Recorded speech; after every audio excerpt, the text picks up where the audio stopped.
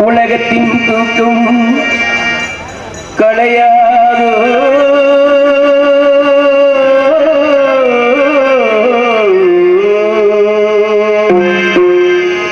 உள்ளத்தின் ஏக்கம் தொலையாதோ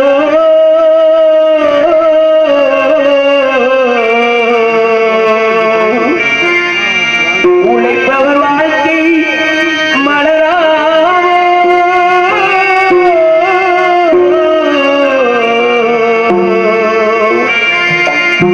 ஒரு நாள் பொழுதும் உணராதோ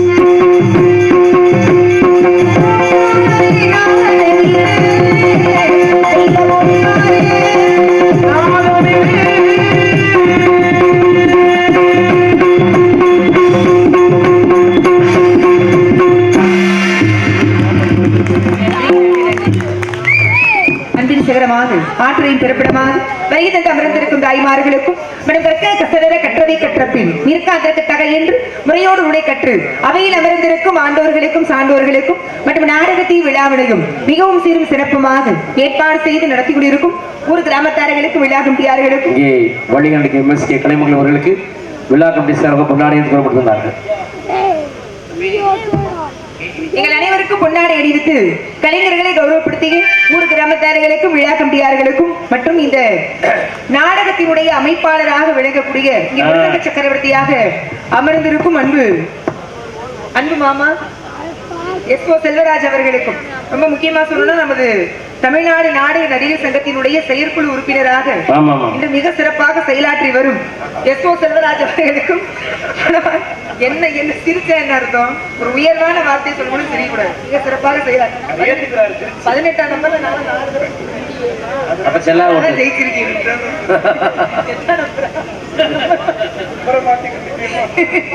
நான் எடுத்து கொண்டு காமிச்சிட்டேன், யாருக்கு உங்களுக்கு தான் ஓட்டு போட்டு. ஆக நன்றியை தெரிவித்துக் கொண்டு மற்றும் எங்களை மிக சிறப்பான வகையிலே இங்கே காணொளி மூலமாக ஒளிப்பதிவு செய்து வலையொலி எங்கும் இந்த உலகம் எங்கும் இணையத்தின் மூலமாக சிறப்பாக ஒளிபரப்பு செய்து கொண்டிருக்கும் என்னுடைய அன்பு சகோதரர் திரிபுல் கே கண்ணன் அவர்களுக்கும் மனமார்ந்த நன்றியை தெரிவித்துக் கொள்கிறோம். நன்றி, வணக்கம். வணக்கம் வணக்கத்துக்கெல்லாம் வாசிக்கிறார் அவர் நாடகமா.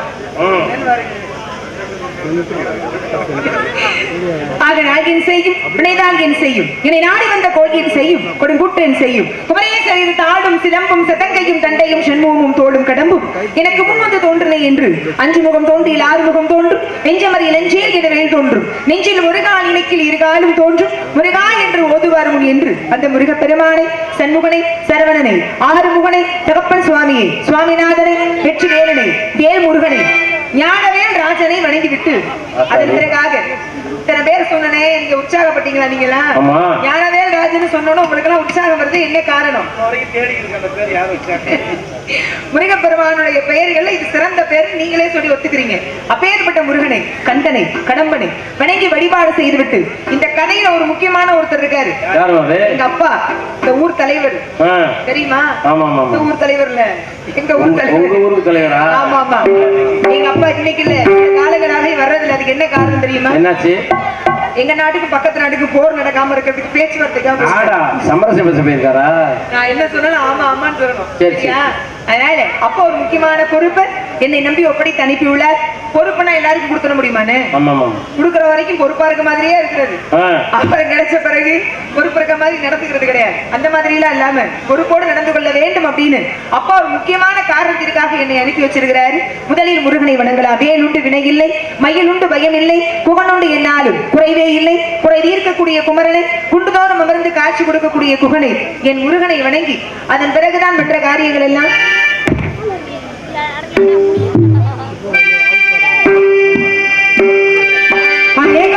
பழனி மலையாண்டவா உனை கணுனிடமும் பாட வந்தேன் வேலவா.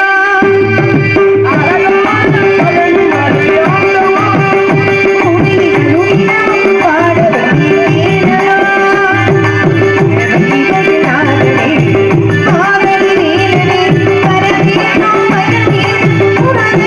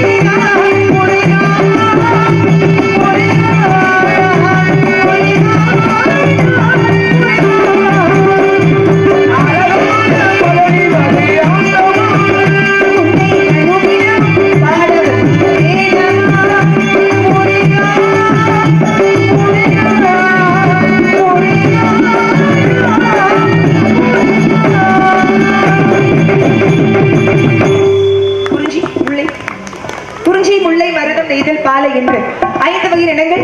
இந்த 5 வகை இடங்களிலே குறிஞ்சியிலும் சிச்சுவரை பரிபாலனம் செய்தவரும் நம்பி தலைவனுக்கும் நங்கை மோகினிக்கும் வள்ளி என்ற பெயரோடு வளர்ப்பு மகளாக வளர்ந்து வருகிறேன். குல வழக்கப்படி பருவமடைந்த பெண்கள் எல்லாம் திணைக்காவலுக்கு செல்ல வேண்டும், ஆண்கள் உழுது வகிரட்டு வேட்டைக்கு செல்ல வேண்டும். இது எங்களுடைய இன வழக்கம். அதற்கெனக என்னுடைய அருமை தந்தையார் முருகப்பெருமானுக்காக திணை விதைத்து திணை பயிர்களை எல்லாம் பறவைகள் கொய்து விடாமன்னும் கண்ணும் கருத்துமாக ஆளோலம் சோ என்று பறவைகளை விரட்டி வாருங்கள் அப்படின்னு என்னை மட்டும் அனுப்பினாரு.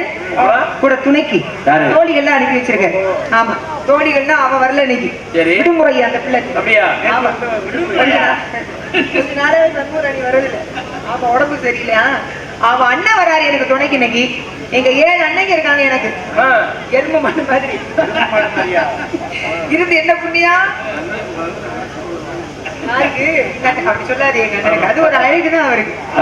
அவர் ஏதாவது சொல்லி அப்பேற்பட்ட அண்ணனையும் தோழியையும் அழைத்துக் கொண்டு முருகனுக்காக விதைக்கப்பட்ட திணைக்கதிர்களை அறுவடை செய்து காவல் பார்க்கணும்.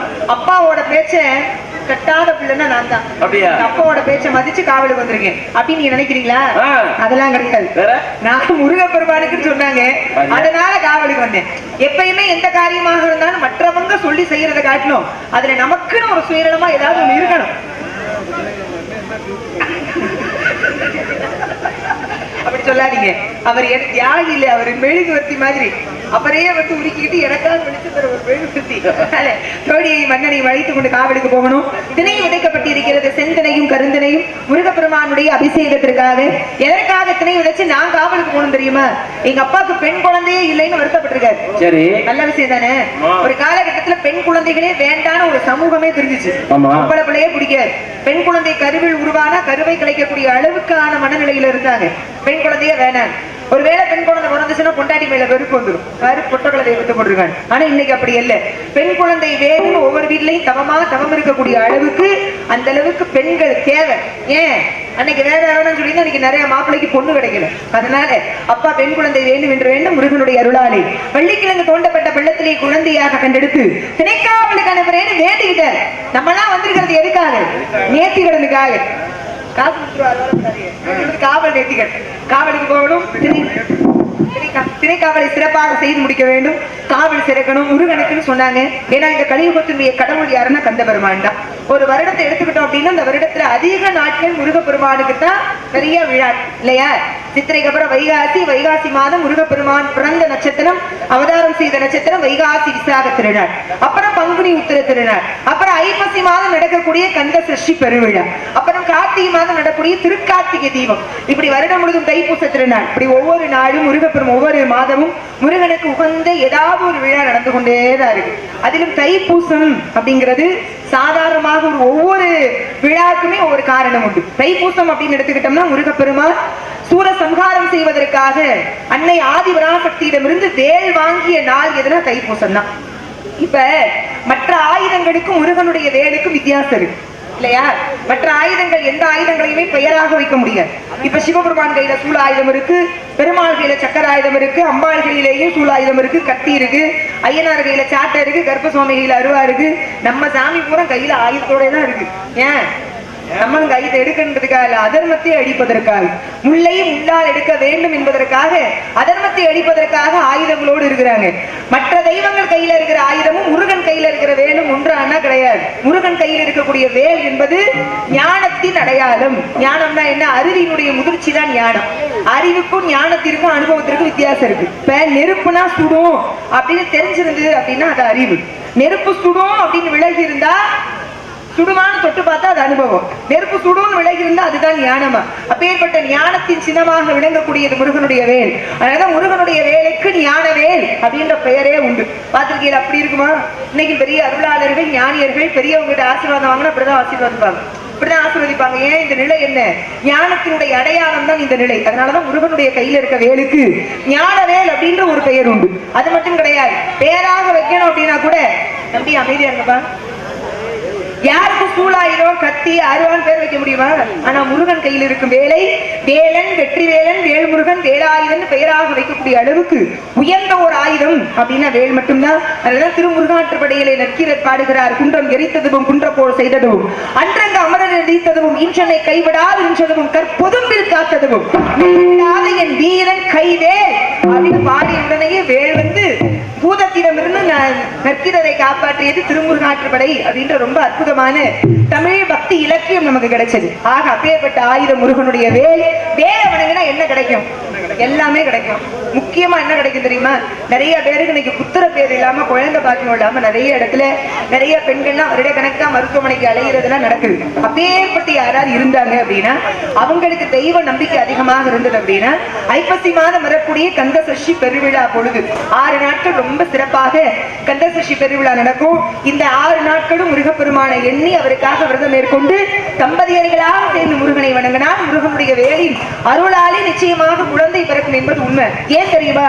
முருகன் கையில் இருக்கக்கூடிய வேலினுடைய வடிவமும் ஒரு குழந்தையை உண்டாக்கி தரக்கூடிய விந்தனையினுடைய வடிவமும் ஒன்றா. பாத்துக்கங்க, ரெண்டுமே ஒரே வடிவம். அப்படி உயிருக்குள் உயிராக இருந்து உயிரை கொடுக்கக்கூடிய தெய்வம் அப்படின்னா முருகப்பெருமான் தான். அதனாலதான் அவனுடைய வேல் பாய்ந்து சூரனை அழிக்காமல் அவனை சம்ஹாரம் செய்து நல்ல விதமாக கூட அடக்கி ஒடுக்கி கூடவே வச்சிட்டு இருக்கு. முருகனுடைய வேல் சூரனை அழிச்சிருக்கணுமா இல்லையா? ஏன் அழிக்கல? காரணம் இருக்கு, சொல்லலாம். அதனால காவல் சிறக்கு இந்த உலகத்தையே கட்டி ஆளக்கூடியவள் உமை என்னை ஆதிவராசக்தி. உலகத்தை ஈன்ற பின்னும் கண்ணியாக விளங்குகின்ற தாய், இந்த உலகத்தினுடைய முதல் பெண்ணரசி, பாண்டிய நாட்டின் பேரரசி, மதுரையை ஆளும் அங்கையர்க்கு அரசி, மனோன்மணி கிடாதகை நாச்சியார், அங்கையர் கண்ணி சியாமலாதேவி, அன்னை மீனாட்சி. அவளை வணங்கவும் அதன் பிறகு காவலுக்கு செல்லும். தாயே கருவ